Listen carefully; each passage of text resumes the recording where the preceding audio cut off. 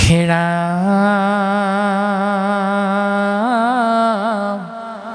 শুনা সভা সদজত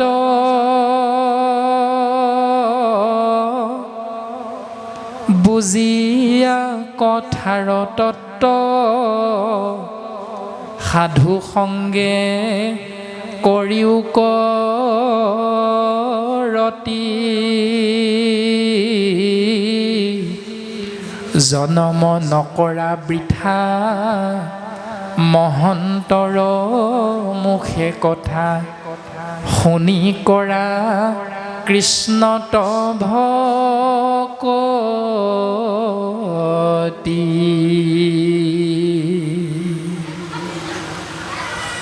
সেই সভাসদবৰ্গ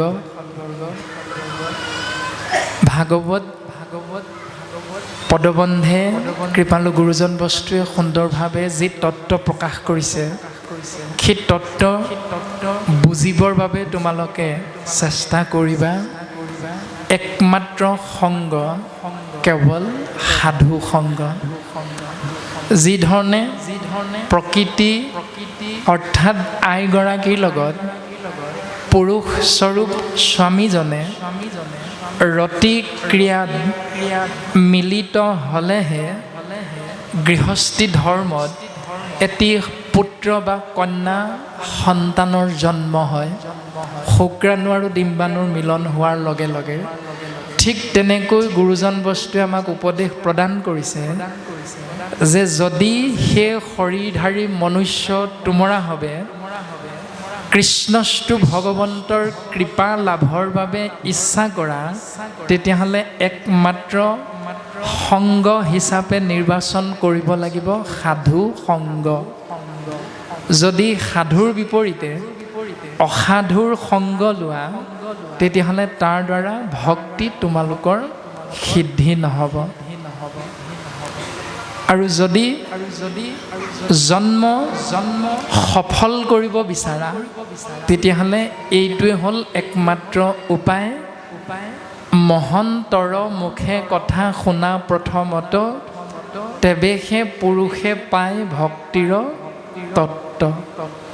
যদি মহন্তৰ সংগত কৃষ্ণস্তু ভগৱন্তৰ নিৰ্গুণ নাম শৰণ ভজন ভক্তি সদাচাৰ আশ্ৰয় কৰা নিশ্চিত ৰূপত কৃষ্ণত ভকতি হ'ব।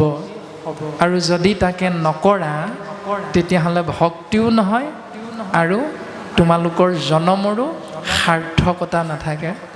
জনম নকৰা বৃথা। সেইকাৰণে গুৰুজনে আমাক প্ৰথম উপদেশ দিছে যে জন্মটো যদি বিফলে পঠিয়াব নিবিচাৰা তেতিয়াহ'লে একমাত্ৰ সাধু বা মহন্তৰ সংগ আশ্ৰয় কৰা।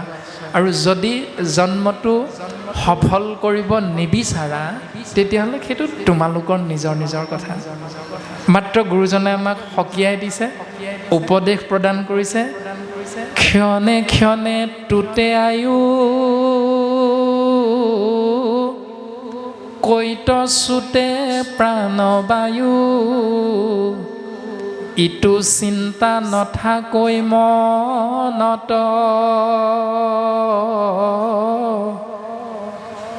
বন্ধু মাধৱ কৈৰি খেলাৱে মায়াৰ খেৰি কিনো মোহে ভৈল বুদ্ধি হত।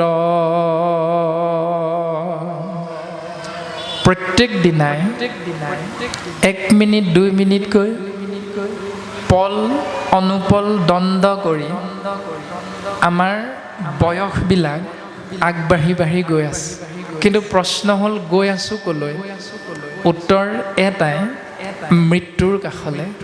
এতিয়া গুৰুজনাই কৈছে যে ক্ষণে ক্ষণে তুতে আয়ু, প্ৰত্যেক মুহূৰ্ততেই আমাৰ আয়ুসবিলাক কমি আহি আছে।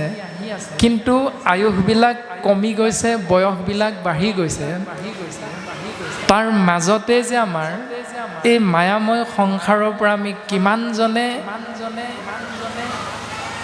ইহলোকৰ পৰা পৰলোকলৈ গমন কৰিছোঁ তাৰ কিন্তু হিচাপ আমাৰ হয়তো যেনেধৰণে থাকিব লাগে তেনেধৰণে নাই। কিন্তু কৃপালু গুৰুজন বস্তুৱে আমাক উপদেশ দিছে, বন্ধু মাধৱক এৰি খেলাৱে মায়াৰ খেৰি কিনো মোহে ভৈল বুদ্ধি ক্ষত।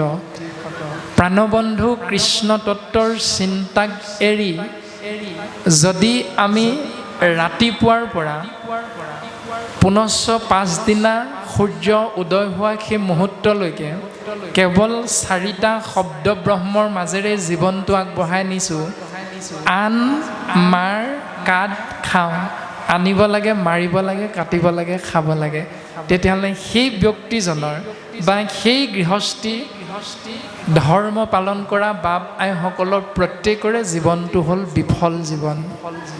গুৰুজন বস্তুৱে আমাক এইটো সিদ্ধান্তকে দিছে। গীতা শাস্ত্ৰৰ মাধ্যমেৰেও ভগৱন্ত পুৰুষে পৰম বান্ধৱ অৰ্জুনৰ আগত প্ৰকাশ কৰিছে যে যিজনে নকৰে মূৰ গুণ নাম যশ, যিটোজনে নকৰে মূৰ গুণ নাম যশ, জানিবা অৰ্জুন সি মনুষ্য ৰাক্ষস। এতিয়া ৰাক্ষস বুলি ক'লে আমাৰ স্বাভাৱিকতে এটা চিন্তা আহে যে মূৰত 2টা শিং বা মুখত দীঘল দীঘল মুচ দাঢ়ি এনেধৰণে থকা এটা অৱয়ব বা ৰূপৰ কথা আমাৰ স্বাভাৱিকতে মনলৈ আহে। কিন্তু শাস্ত্ৰই ৰাক্ষসৰ এটা অৱয়ব আমাক চিনাকি কৰি দিলে যে যিজনে কৃষ্ণ কথা ৰাতিপুৱা শুই উঠাৰ পৰা পুনশ্চ পাছদিনা সূৰ্য উদয় হোৱা সময়লৈকে এবাৰো মনেৰেও নেভাবে, মুখতো নাহে, হাতেৰেও কৃষ্ণস্তু ভগৱন্তৰ কৰ্ম কৰি বেয়া পায়, তেতিয়াহ'লে জানিবা অৰ্জুন তেওঁৱে হ'ল মানুহৰ ভিতৰত ৰাক্ষস। শৰীৰটো মানুহ কিন্তু তেওঁ কৰ্মত ৰাক্ষস। এয়া শাস্ত্ৰই আমাক সিদ্ধান্ত দিছে। এতিয়া আমি কোনটো বিভাগত পৰিছোঁ সেইটো আপোনাৰ মোৰ প্ৰত্যেকৰে নিজৰ নিজৰ চিন্তা। শাস্ত্ৰই আমাক যেনেধৰণে পদবন্ধে কৈছে আমি মানুহ নে দানৱ নে ৰাক্ষস তাৰ বিষয়ে আমি শাস্ত্ৰৰ পদবন্ধে চিন্তা কৰিলে প্ৰত্যেকে আমি বুজি পাম। হয় আমি প্ৰত্যেকে কওঁ যে ময়ো মানুহ, কিন্তু মানুহৰ বাবে যি 3টা বৰ্ণ মত আকাৰ দন্তীয় ন তাত অচৌকাৰ, তাৰ পাছতো হ'ল ক্ষয় গুই হ মানুহ। মা মানে মানৱতা, ন মানে নম্ৰতা, হ মানে সহনশীলতা। এতিয়া 3টা অন্তত গুণ বৰ্ণ অনুসাৰে আমি আমাৰ নিজৰ লগত ৰাখিবলৈ চেষ্টা কৰিছোঁ নে নাই কৰা। যদি কৰিছোঁ তেতিয়াহ'লে স্বাভাৱিক অৰ্থত মানুহ বুলি কোৱাটো আমাৰ ক্ষেত্ৰত শুদ্ধ হ'ব। মানৱতা, নম্ৰতা আৰু সহনশীলতা। যদি এইখিনি গুণ অন্তত আমি নিজৰ লগত ৰাখিবলৈ চেষ্টা কৰা নাই, তেতিয়াহ'লে গুৰুজনাই কৈছে কিনো মোহে ভৈল বুদ্ধি ক্ষত। সেই শৰীৰধাৰী মনুষ্য, তুমি কি মোহত পৰি তোমাৰ বুদ্ধি নাশ কৰিছা। চাবা অন্তকে পাইলে কপৰা, জানি আছে তন ধৰা, চাৰ বিষয়ৰ ধান্দা, কৃষ্ণত দিওকচিত মৰণ সম্বল বিত্ত, হৰিনাম আক গলে বান্ধা। অন্তকে পাইলেক পৰা জানিয়া চেতন ধৰা, চাৰ বিষয়ৰ ধান্দা। আমাৰ মনুষ্যৰ এটা স্বভাৱ আছে, আমাৰ প্ৰত্যেকৰে জ্ঞাত যে টানত পৰি ৰাম বুলি কোৱা নিয়মটো প্ৰত্যেকৰে এইটো নিয়ম আছে যে যেতিয়ালৈকে আপোনাৰ মোৰ ঘৰখনত কিবা এটা ডাঙৰ বিপদ নহয় তেতিয়ালৈকে আমি নাম এষাৰ আয়োজন কৰাৰ কথা কেতিয়াও নাভাবোঁ। এইটোৱে হ'ল মায়াময় সংসাৰত আমি মোহত আবদ্ধ হৈ থকা ব্যৱস্থাটো।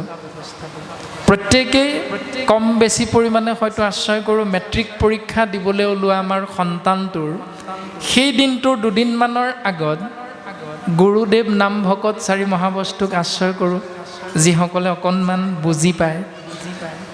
কোনোবা এখন গাঁৱত যদি ভাগৱত পাঠ হয়, কাৰোবাৰ গৃহত যদি ভাওনা ভাগিও হয়, তেতিয়াহ'লে পৰীক্ষাৰ এসপ্তাহৰ আগত যদি সেইটো শুনা পাওঁ কেনেবাকৈ, তেতিয়াহ'লে নিশ্চিত ৰূপত পিতৃ মাতৃ হিচাপে আমি সন্তানক উপদেশ এটা দিওঁ, বোলে শুনটো বা আইজনী, যোৱাচোন আমুকৰ গাঁৱত ভাগৱত পাঠ হৈছে, অহা সপ্তাহৰ পৰা তোমাৰ মেট্ৰিক পৰীক্ষা আছে, গতিকে চাকি এগছ দি থৈ আহা, অন্ততঃ ভগৱন্তই কৃপা কৰিলে তোমাৰ পৰীক্ষাটো ভাল হ'ব। এনেকৈ স্বাভাৱিক অৰ্থত আমি প্ৰত্যেকেই কিছু কিছু তেনেধৰণৰ নীতি নিয়ম পালন কৰোঁ। সেইখিনিলৈকে সকলো ঠিকেই থাকে। ভগৱন্তৰ কৃপা হয়, সন্তানে সুখ্যাতিৰে উত্তীৰ্ণ হয়, গৃহলৈ গৌৰৱ কঢ়িয়াই আনে, গাঁওখনলৈ, বিদ্যালয়লৈ, অঞ্চলটোলৈ সুন্দৰভাৱে গৌৰৱ কঢ়িয়াই আনে। আৰু সেই গৌৰৱ কঢ়িয়াই অনা সেই দিনটোত কিন্তু সেইজন পিতৃ, সেইগৰাকী মাতৃয়ে কিন্তু আমি এবাৰো নকওঁ যে শুনটো তোমাৰ সুখ্যাতিৰ আঁৰত আছে ভগৱন্ত পুৰুষৰ কৃপা, গুৰুদেৱ নামভকতৰ কৃপা। কিয়নো তুমি পৰীক্ষাৰ 3 দিনৰ আগত গাঁৱত যে হৈছিল ভাগৱত অনুষ্ঠান, তাত তুমি সেৱাভাগ কৰিছিলা, আৰু সেইকাৰণে ভগৱন্তই চকু মেলি চালে তোমাৰ পঢ়া শুনাৰ এই কাৰ্যটোত তুমি সুন্দৰভাৱে উত্তীৰ্ণ হ'ব পাৰিলা। এতিয়া তুমি যোৱা পুনৰ নামঘৰত গৈ ভগৱন্তক ধন্যবাদটো জনাই থৈ আহা। আছোনে কোনোবা পিতৃ মাতৃ এনেকৈ সন্তানক উপদেশ দিয়া? নিশ্চয় নাই। এইটোৱে হ'ল ভাগৱতৰ লগত আমাৰ সমাজত নিমিলা অংকটো। কোনো পিতৃ মাতৃ আমি নাই যে সফলতাৰ বাবে গুৰুদেৱ নামভকতৰ আশ্ৰয় কৰোঁ, কিন্তু সফলতা হোৱাৰ পাছত আমি গুৰুদেৱ নামভকতক পাহৰি যাওঁ। আৰু সেই দিনটোত আমি ধন্যবাদটো কাক দিওঁ? বিনা দোষী বোলে গুৰুদেৱ নামভকত গুলি মাৰ, গঁৰালৰ আমলৰীয়া হাঁহটো মুচৰি মাৰ। সেই দশতে আমাৰ গোটেই গণ্ডগোলটো লাগি আছে। ভক্তি ঠিকেই কৰিছোঁ, আজি আমি 3দিনীয়া কাৰ্যসূচী সুন্দৰভাৱে পালন কৰিছোঁ। কালিলৈ ৰাতিলৈ ভাওনা হ'ব, আৰু ৰাতি হয়তো 10মান বজাৰ পাছতেই গৃহে গৃহে হয়তো ৰক্তৰঞ্জিত আহাৰ খোৱাৰো উদাহৰণটো আমি পাম। 3 দিন ব্ৰত খাটিছোঁ, কিন্তু শেষৰ দিনা ভাওনাহে হ'ব। এতিয়া আমি নিৰামিষৰ বিপৰীতে আমিষ আহাৰটো গ্ৰহণ কৰিব পাৰিম। এইটোৱেই যে 3 দিন আমি কৃষ্ণ কথা শুনিলোঁ, কাণেৰে শুনা কথাটোক শ্ৰৱণ বুলি কোৱা নাই। শুনাৰ লগে লগে আমি সেই কথাখিনিয়ে গুৰুজন বস্তুৱে আমাক বুজাব বিচাৰিছে কি, তাক আমি কিমানজনে পালন কৰিবলৈ চেষ্টা কৰিলোঁ। এইটোৱে হ'ল ভাগৱতৰ মূল তত্ত্বটো। সেইকাৰণে কৈছে শুনা সভা সদ যত, বুজিয়া কথাৰ তত্ত্ব। শুনিলোঁ আৰু গুচি গ'লোঁ, বইল সিদ্ধ গ্ৰহণ কৰিলোঁ, তাৰপিছত ঘৰত গৈ ঠাণ্ডা যিহেতু লেপৰ তলত সোমাই ল'লোঁ। ৰাতিপুৱা হোৱাৰ মাত্ৰক আকৌ কৰ্মত প্ৰত্যেকেই নিজৰ নিজৰ ফালে আমি গুচি গ'লোঁ। এনেধৰণে আমি গোটেই যুগ যুগ ধৰি ভাগৱত শুনিলোঁ, আমাৰ বৰ বিশেষ লাভ হ'ব বুলি আমাৰ কিন্তু মনে নকয়। সেইকাৰণে আমি প্ৰত্যেকটো কথা চিন্তা কৰাটো অতীৱ প্ৰয়োজন যে কৃষ্ণত দিওক চিত্ত মৰণ সম্বল, বিত হৰি নাম আক গলে বান্ধা। এইটোৱে আমাৰ নিয়ম যে টানত পৰি ৰাম বোলা। গোটেই জীৱনটো আপুনি আমি কৰ্ম কৰিলোঁ, এটাই উদ্দেশ্য, সেইটো হ'ল পাব বিচাৰিছোঁ সুখ। সুখৰ পাছত দৌৰোতে দৌৰোতে পাওঁ মাথো দুখৰ উপৰি দুখ। বিদ্যালয়ত পিতৃ মাতৃয়ে নামটো লগাই দিয়াৰ দিনটোৰ পৰা শিক্ষকৰ তত্ত্বাৱধানত বিদ্যালয় বাৰাণ্ডাত কিন্তু প্ৰত্যেক দিনাই এজোকা প্ৰাৰ্থনা আশ্ৰয় কৰোঁ, ঈশ্বৰক চিন্তা কৰোঁ। কিন্তু সেইজন সন্তানে BA MA পাছ কৰাৰ পাছত পিতৃৰ পৰলোকগামী হোৱাৰ লগে লগে 11 নম্বৰ দিনতে হওক, 13 নম্বৰ দিনতে হওক, 17 দিনতে হওক, এমাহৰ মূৰতে হওক, ভকতৰ অগ্ৰত কিন্তু সেৱাভাগ ল'বলৈ যাওঁতে ব্ৰহ্মা আদি কৰি জীৱজত প্ৰাৰ্থনা ভাগো আপুনি আমি মুখস্থকৈ গাব নোৱাৰোঁ। এইখিনিতে আমি বুজিব লাগিব যে আমি BA পাছ কৰি শিক্ষিত হ'লোঁ নে জ্ঞানী হ'লোঁ, নে আমাৰ শিক্ষাৰ কিবা কামত আহিল। ভাগৱতে আমাক কি কৈছে? ভাগৱত মানে কিবা দাঙিব নোৱাৰা এটা শিল এনেকুৱা নহয়। ভাগৱত মানে আপুনি আমি প্ৰত্যেককে গুৰুজনাই ভাগৱত বুলি কৈছে। শ্ৰীমদ ভাগৱত। শ্ৰী মানে কি? শ্ৰী আমি লিখোঁ কেতিয়া? যেতিয়ালৈকে আমি জীয়াই থাকিম তেতিয়ালৈকে আমি শ্ৰী লিখোঁ। যেতিয়াই আমি মৰিম বা মৃত বুলি ঘোষণা হয় তেতিয়া চন্দ্ৰবিন্দু দি দিওঁ, নহ'লে প্ৰয়াত লিখিম, নহ'লে স্বৰ্গীয় লিখিম। তাৰমানে চিৰি মানে কি? চন্দ্ৰবিন্দু বা স্বৰ্গীয় বা প্ৰয়াত মানেনো কি? তাৰ মাজত পাৰ্থক্যটো কি? তালব্য স যোগ ৰ যোগ দীৰ্ঘই সমান চিৰি। তালব্য স মানে হ'ল 24টা তত্ত্বৰে গঠিত আমাৰ এই শৰীৰটো, তালব্য স। ৰ মানে হ'ল ৰমন কৰা, দীৰ্ঘই মানে হ'ল কৃষ্ণস্তু ভগৱান, অৰ্থাৎ ঈশ তত্ত্ব, ঈশ্বৰ বুলি আমি যাক কওঁ। সেই 25 নম্বৰ ঈশ তত্ত্ব যেতিয়া আহি 24টা তত্ত্বৰে গঠিত শৰীৰটোৰ ভিতৰত অৱস্থান কৰি বা অৱগাহন কৰি যেতিয়া ৰমন কৰিব, তেতিয়া এই শৰীৰটোৰ নাম হ'ব চিৰি। আৰু যেতিয়াই 25 নম্বৰ তত্ত্ব কৃষ্ণস্তু ভগৱান ইয়াৰ পৰা ওলাই যাব, তেতিয়াই আমি সেই ব্যক্তিজনৰ নামটোৰ আগত চিৰিটো কাটি আমি তেতিয়াই চন্দ্ৰবিন্দুটো বহুৱাই দিম। আৰু সেই শক্তিমন্ত তত্ত্বটোকে প্ৰত্যেক মুহূৰ্ততে গুৰুজনাই চিন্তা কৰিবৰ বাবে উপদেশ প্ৰদান কৰিছে। যি ধৰণে লাখটকীয়া এখন গাড়ী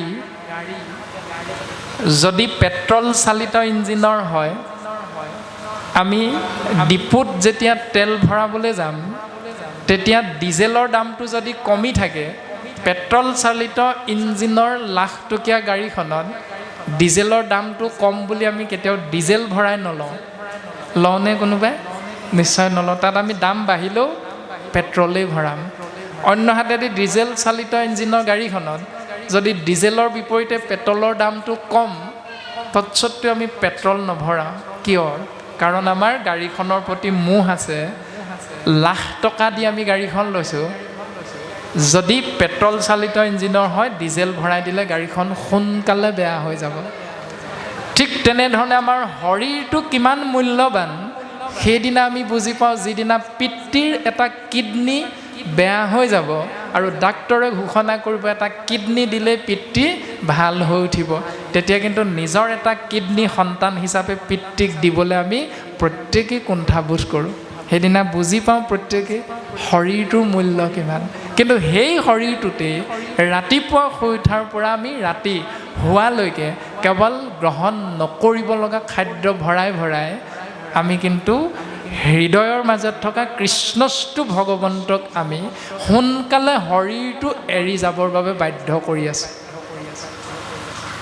ভাগৱতে আমাক এইখিনি উপদেশকে প্ৰদান কৰিছে যে কেনেকৈ তুমি কৃষ্ণস্তু ভগৱন্তক এই শৰীৰটোত বহুদিনৰ বাবে ৰাখিব পাৰা, সেইটো তোমাৰ নিজৰ 24টা তত্ত্বৰ কৰ্মৰ ওপৰত নিৰ্ভৰ কৰিব, চিন্তাৰ ওপৰত নিৰ্ভৰ কৰিব, আচাৰ ব্যৱহাৰৰ ওপৰত নিৰ্ভৰ কৰিব। আৰু বুজি পাওঁ তেতিয়া যেতিয়া আমাৰ পিতৃ এই সংসাৰ এৰিব, তেতিয়া যে 11 দিনত কৰ্ম হ'ব শ্ৰাদ্ধ, কৰিম কি? তেতিয়াৰ পৰা আমাৰ চিন্তা আহি গ'ল। সেই দিনটোৰ লগে লগে অন্তকে পাইলেক পৰা জানিয়া চেতন ধৰা চাৰা চাৰ বিষয়ৰ ধান্দা, সেইদিনাৰ পৰা কিন্তু আমি কাম কৰাৰ কথাটো মনলৈ নাহে। যিজন সন্তানে চাকৰিৰ পৰা ছুটি লৈ বিহুটো ঘৰলৈ আহিব নোৱাৰে, সেইজন সন্তানে কিন্তু পিতৃ মাতৃ পৰলোকগামী হোৱাৰ লগে লগে ছুটি পাই যায়। তাৰমানে মনটোৰ ওপৰত নিৰ্ভৰ কৰে যে পিতৃদেৱো ভৱ, পিতৃক যদি ঈশ্বৰ জ্ঞান কৰিছোঁ, মাতৃদেৱো ভৱ, মাতৃক যদি ঈশ্বৰ বুলি ভাবিব পাৰিছোঁ, তেতিয়াহ'লে নিশ্চিত ৰূপত আমি যিমান দূৰত থাকিলেও প্ৰত্যেক মুহূৰ্ততে আমি পিতৃ মাতৃৰ খবৰ ৰাখিব পাৰোঁ। কিন্তু ৰাখোঁ কিমানজন সন্তানে, পালন কৰিছোঁ কিমান সন্তানে আমি শাস্ত্ৰসন্মতে কোৱা সেই দায়িত্ব। ভাগৱতে আমাক এইখিনি উপদেশকে প্ৰদান কৰিছে। গতিকে চিৰি মানে হ'ল ভগৱন্ত পুৰুষে ৰমন কৰা এই শৰীৰটোৰ ভিতৰত সোমাই থকা সেই ঐশ্বৰিক শক্তি। আৰু ভাগৱত মানে ভা মানে ভাবুকং গেৱং, গ মানে জ্ঞানম উদ্ভৱম, ও মানে বৈষ্ণৱী জ্ঞানম, ত মানে তত্ত্ব দৰ্শনম। কোনে চিন্তা কৰিব? আপুনি আমি। সেইকাৰণে গুৰুজনে কৈছে যে কলিত ভকতেই ভাগৱত বুলি কোৱা হৈছে, নৰে ঈশ্বৰ বুলি কোৱা হৈছে, মানুহে ভগৱান বুলি কোৱা হৈছে। এতিয়া আমি ইজনে সিজনক কৃষ্ণ বুলি ক'বলৈ শিকিছোঁ নে? সেইটোৱে গুৰুজনে উপদেশ দিছে। যদি এজনে অন্যজনক কৃষ্ণ বুলি কৈছে, তেতিয়াহ'লে সিফালেজনে যদি কাণেৰে শুনা পালোঁ কৃষ্ণ বুলি, তেতিয়াহ'লে আমি ব্যৱহাৰটো কৰিলোঁ কেনেকৈ? বোলে শইকীয়া বাপ কৃষ্ণ, আৰু সিফালৰজনে যদি আমি কৈ দিওঁ বোলে তেতিয়াহ'লে আমি জানিব লাগিব যে তেওঁ যেনেধৰণে আপোনাক মোক কৃষ্ণস্তু ভগৱান ৰূপটো দেখা পাই গ'ল, আমি তেওঁক কৃষ্ণ ৰূপত ভাবিব পৰা নাই, কৃষ্ণ ৰূপত দেখিব পৰা নাই। মাত্ৰ আমি উপাধিটোৰ পাছত দৌৰি আছোঁ, আৰু সেই উপাধিৰ পাছত দৌৰাৰ বাবে প্ৰত্যেক মুহূৰ্ততে প্ৰত্যেক ভাগিক সমাজতে কেৱল খোৱা কামোৰা, নহ'লে খোৱা কামোৰা নহয়। যদি আমি ইজনে সিজনক কৃষ্ণময় দৰ্শন পালোহেঁতেন, আৰু পাবৰে উপদেশ কৃপালু গুৰুজন বস্তুৱে ভাগৱত শাস্ত্ৰৰ মাধ্যমেৰে সুন্দৰভাৱে পদবন্ধে, ছবি ছন্দে, দুলৰি, লেছাৰী আদিৰ মাধ্যমেৰে দিছে। আৰু আজি নিমি ৰজাৰ আগত নিমি ৰজাই যি প্ৰশ্ন কৰিছে, সেই প্ৰশ্নৰ উত্তৰ 9জন সিদ্ধই ঋষভ প্ৰভুৰ 100জন পুত্ৰৰ 9জন পৰম বৈষ্ণৱৰ দ্বাৰা উত্তৰখিনি প্ৰকাশ হৈ আছে। 7ম অধ্যায় পদবন্ধে নাৰায়ণৰ ৰূপ কথনৰ কথাটো প্ৰকাশ কৰিছে, আৰু আমিও তাকে আশ্ৰয় কৰিবলৈ আগবাঢ়ি ইতিমধ্যে ছবি চন্দত দিয়া উপদেশ ভাগিৰে আজি আমি মূঢ়মতিৰ ওপৰত অৰ্পণ কৰা দায়িত্বভাগী আমি পালনৰ বাবে আগবঢ়া হৈছে। হেৰা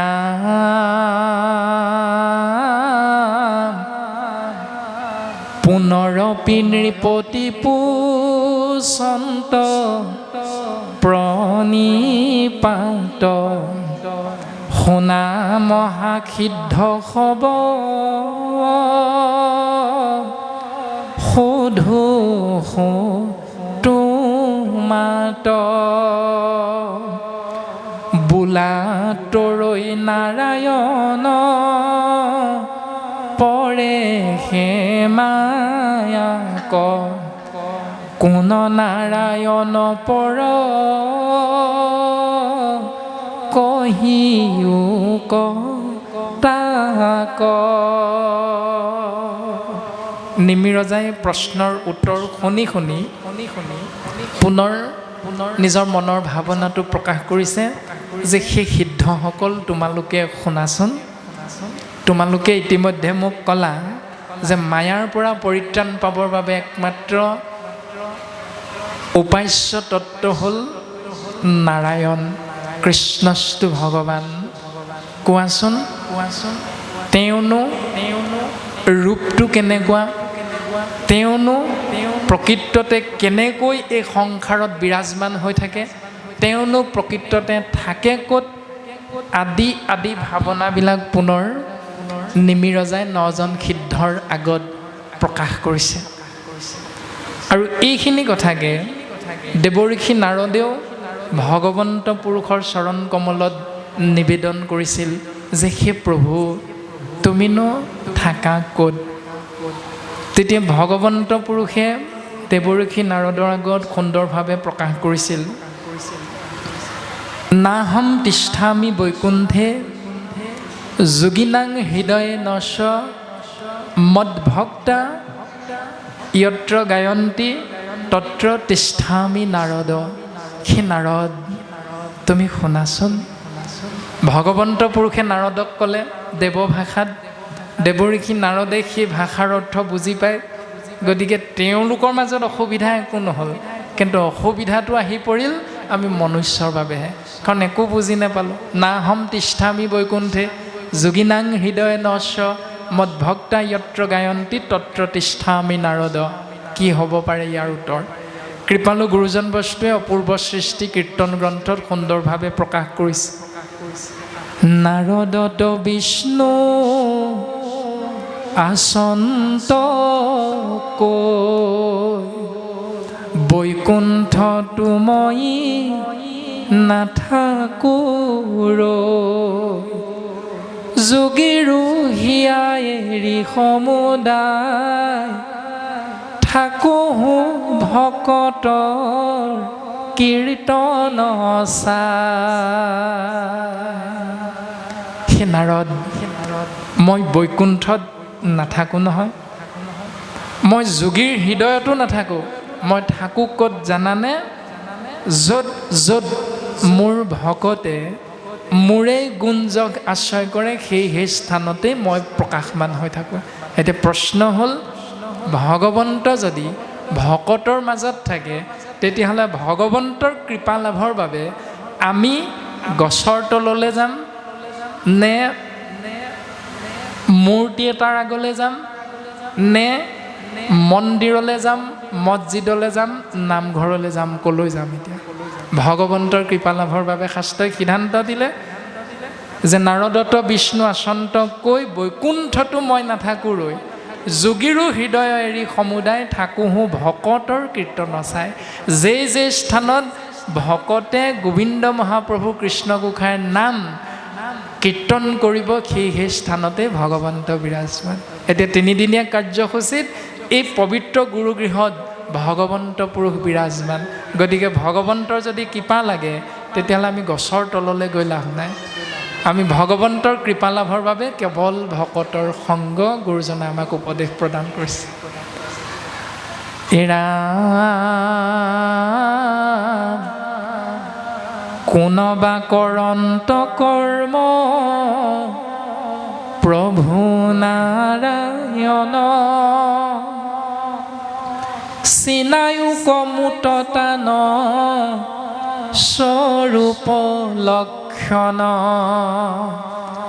সংসাৰতা পত মৰো বিষয় বিষাদে, হেন বাতৰিবে পাৰো তোমাৰ প্ৰসাদে। কোনোবা কৰন্ত কৰ্ম প্ৰভু নাৰায়ণে, সেই সিদ্ধসকল মোক কোৱাচোন, ভগৱন্তইনো কি কাম কৰিবৰ বাবে এই সংসাৰলৈ আহে? চিনায়ুক মুততান স্বৰূপ লক্ষণ, ভগৱন্তইনো কেনেকুৱা এটা ৰূপ লৈ সংসাৰত থাকে? আমিতো ভগৱন্তক বিচাৰি নামঘৰলৈ যাওঁ, ঠিকে আছে, গুৰুজনাই কৈছে নামঘৰলৈ যোৱা। এতিয়া নামঘৰৰ মণিকূট ভাগিত সপ্তখলপীয়া সিংহাসনত একেবাৰে ওপৰৰ গৃহভাগীৰ নাম হ'ল আমহি ঘৰ। সেই আমহি ঘৰ ভাগিত আছে ভকতৰ দ্বাৰা স্থাপন কৰি থোৱা কেৱল শব্দ বাক্যৰ গাঁথনিস্বৰূপ এভাগী কিতাপ, নাম হ'ল গুণমালা। গুণমালা নামৰ এভাগ পুথি আছে। কিন্তু সেই পুথিভাগিতেই ঈশ্বৰ আছে বুলি আপোনাৰ মোৰ বিশ্বাস আছে, কাৰণে বাটচৰা ভাগ দেখাৰ লগে লগে মূৰটো দোঁ খাই যায় কৃষ্ণ বুলি। অগাধ বিশ্বাস আছে প্ৰত্যেকৰে। কিন্তু প্ৰকৃততে যদি চাওঁ, গামোচা বস্ত্ৰভাগী আঁতৰাই তাততো গুণমালা নামৰ সৰু কিতাপ এখনহে আছে। তেনেধৰণে জানিব বিচাৰিছে নিমিৰজাই, চিনায়ুক মুত মোক তোমালোকে চিনাকি কৰি দিয়া তান স্বৰূপ লক্ষণ, ভগৱন্তৰ ৰূপটো কেনেকুৱা। এতিয়া আমিতো প্ৰত্যেকেই খুব গুণমালা ভাগিকে কৃষ্ণ বুলি ভাবি আছোঁ। এতিয়া এইটোনো প্ৰকৃততে শুদ্ধ হয়নে নহয়? যদি শুদ্ধ হ'লহেঁতেন তেতিয়াহ'লে আপুনি আমি মূৰ্তিয়ে ভাগত আকৌ কৃষ্ণ বুলি কেনেকৈ বুজি পালোঁ? গতিকে আমাৰ চিন্তাত ভুল হৈছে নে কৰ্মত ভুল হৈ আছে নে বুজি পোৱাত ভুল হৈ আছে? নিমিৰজায়ো জানিব বিচাৰিছে ভগৱন্তৰ ৰূপটো কেনেকুৱা, কি কাৰণেনো তেওঁ এই সংসাৰলৈ আহে। যিধৰণে আজি 4-5জনমান পাঠাচাৰ্যক দায়িত্ব দিছে, তিনিদিনীয়া কাৰ্যসূচীত নামঘৰত আহি দিনে ৰাতিয়ে পাঠ কৰি আমাক ধন্য কৰিব লাগে। তেওঁলোকে সেইটো কামৰ বাবে 3 দিনলৈ আহিছে আপোনালোকৰ গাঁৱলৈ। কিন্তু এই 3 দিনৰ কাৰ্যসূচী শেষ হোৱাৰ পাছত তেওঁলোকে 10 বছৰলৈ আপোনালোকৰ গাঁৱৰ নামঘৰলৈ নাহিবও পাৰে। আমিও আকৌ 2 ঘণ্টাৰ কাৰণে আহিছোঁ, আকৌ 20 বছৰমানৰ কাৰণে আপোনালোকৰ এই নামঘৰ ভাগিলে আমি নাহিবও পাৰোঁ। মাত্ৰ আমি দায়িত্বৰ খাতিৰত 2 ঘণ্টা কাৰণেহে নামঘৰত আহি উপস্থিত হৈছোঁ। ঠিক তেনেকৈ নিমিৰজাই জানিব বিচাৰিছে যে ভগৱন্তনো অহা যোৱা কৰি থাকে কিয়, তেওঁনো কি কেনেকুৱা এটা ৰূপ লৈ আহে আৰু কিয়নো আহে, তেওঁনো কৰ্মখিনি কেনেকুৱা মোক বুজাই দিয়া। সংসাৰৰ তাপত মৰো বিষয় বিষাদে, হেনবা তৰিবে পাৰোঁ তোমাৰ প্ৰসাদে। প্ৰসাদ মানে হ'ল কৃপা। প্ৰসাদ মানে সেই মাহ চাউলৰ কথা কোৱা নাই, প্ৰসাদ মানে হ'ল কৃপা। তোমাৰ প্ৰসাদ, তোমাৰ কৃপা। শব্দৰ গাঁথনি মতে যদি আমি অৰ্থ চাওঁ, প্ৰ মানে প্ৰভু, দন্তীয় স মানে সাক্ষাৎ, দন্তীয়া দ মানে হ'ল দৰ্শন। যিটো ব্যৱস্থা পালন কৰিলে মনুষ্যই সাক্ষাৎ ভগৱন্তৰ দৰ্শন পাই যাব পাৰে, তাৰ নামেই হ'ল প্ৰসাদ। প্ৰমাণটো পাইছে, যদি দুঘৰৰ মাজত কাজিয়া হয়, দুখিলা পাণ এটা তামোল যদি ভকতৰ আগত আগবঢ়াই আগলি কলপাতে ঢাকি দি যদি এজোকা ঘোষা গাই সেৱাভাগ নিবেদন কৰে আৰু উপস্থিত সুধীবৃন্দই যদি অ' হৰি অ' ৰাম বুলি কৈ দিয়ে, তেতিয়াহ'লে সেই দুইজন বাপে ভগৱন্তৰ কৃপা লাভ হৈ যায়, কাজিয়া ভাগি যায়, মিলা মিছা হৈ যায়, মাতবোল হৈ যায়। এইটো হ'ল নিয়মটো যে প্ৰসাদ, প্ৰ মানে প্ৰভু, দন্তীয় স মানে সাক্ষাৎ, দন্তীয় দ মানে হ'ল দৰ্শন। যিটো প্ৰক্ৰিয়াৰে জীৱই সাক্ষাৎ ঈশ্বৰৰ কৃপা লাভ কৰিব পাৰে, সেয়াই হ'ল প্ৰসাদ। এৰা শুনিয়া প্ৰবুদ্ধে পাছে দিলন্ত উত্তৰ, শুনা কহো নাৰায়ণ তত্ত্ব নৃপবৰ। এতিয়া 9জন পৰম বৈষ্ণৱৰ ভিতৰত এইবাৰ প্ৰবুদ্ধ নামৰ বৈষ্ণৱজনে নিমি ৰজাৰ প্ৰশ্নৰ উত্তৰ দিবলৈ আগবাঢ়িছে।